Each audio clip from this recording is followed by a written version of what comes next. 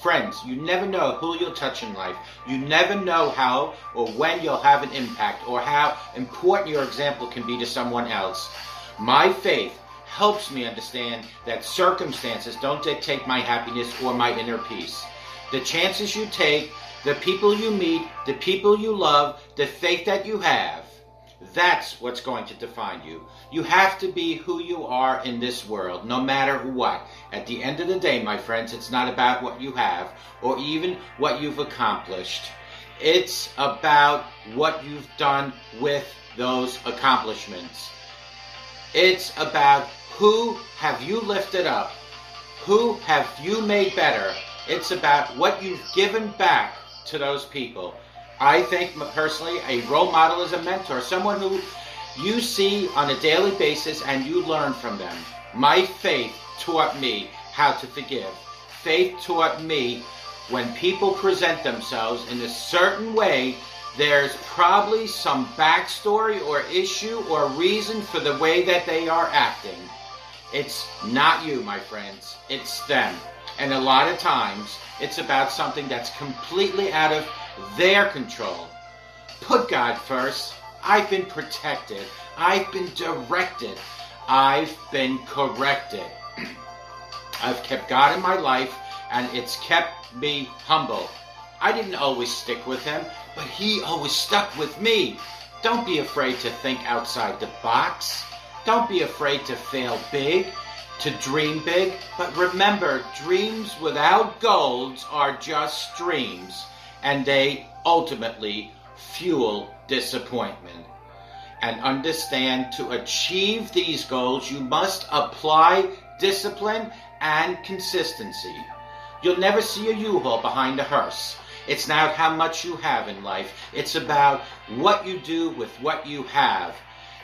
That's where the success is in helping others. Say thank you in advance for what's already yours. That's how I live my life. True desire in the heart for anything good is God's proof to you, sent beforehand to indicate that it's yours already. My advice is this, and it's simple. Don't just aspire to make a living. Friends, aspire to make a difference. And may God bless each and every one of you, and take good care. Bye-bye now. Good morning. My name is Ralf Friedrichs. I am an author, an addiction recovery coach, a life coach, and the host of this show, the Take Your Life Back Today radio show. You can see a video version of this if you go to YouTube under channel Take Your Life Back Today show. Friends, when you're called to ministry later in your life, here are some questions that I received. Although I started to minister in the Marines way back in 1981 as a lay reader, I left a spiritual trail for many years. It was in 2013 when my relationship with God reunited, and it's been in full force since. The call to ministry, my friends, later in life is both exciting and it can be challenging. It is exciting to know that God is preparing you for another path and maybe perhaps another place. It's challenging because of issues related to family, finances, training, etc. We often receive questions here at the Take Your Life Back Today show from those going into ministry for the first time in their 40s, 50s, and some even in their 60s. As we try to guide them toward the next steps, we ask them a series of questions, and here are just a few of them, maybe the most common ones that I have received. One of the questions, will you stay in your secular vocation for now?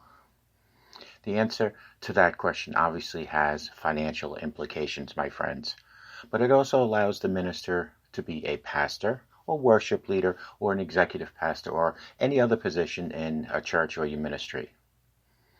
Another question came in, is your family supportive of you moving in this direction?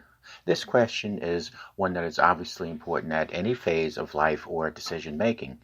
It has profound implications when you are older. The change is often dramatic and life-altering for the entire family. So give a strong prayer to God about it. Here's another question. How will I train for ministry? Can you work in your current church and an internship or as a volunteer staff person? Will you go into seminary online? Are you and your family willing to relocate? Where do you see yourself in 5 years? These are all questions asked. Are you moving toward a full-time vocational position? Or are you called to contend to be a marketplace minister? Will you find opportunities to preach? This question, of course, is specifically directed toward those who sense God's call to pastoral or preaching ministries. Where can you begin to fill a pulpit? Will it be in those situations where the pastor is out for a week or two and you just fill in?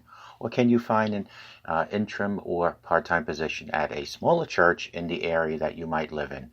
There are so many questions out there, and the answer comes from God with prayer. Do you have a mentor? This question is extremely important because I get a lot of that. You need someone to guide you in this new phase of your life. If you need someone to ask you questions, you need someone to hold you accountable. Is there a pastor that you know who would be happy to walk alongside of you? And if not, I can help you with your walk through your new journey in life. I would be glad to walk with you step by step. It is an exciting time to be called into a ministry, no matter where you might be. It is an especially exciting time when it happens later in your life. It is never too late to find the Lord, and it is never too late to preach the Lord. God has used older leaders and ministers for hundreds of years. He certainly can and will use at no matter what stage in life you might be.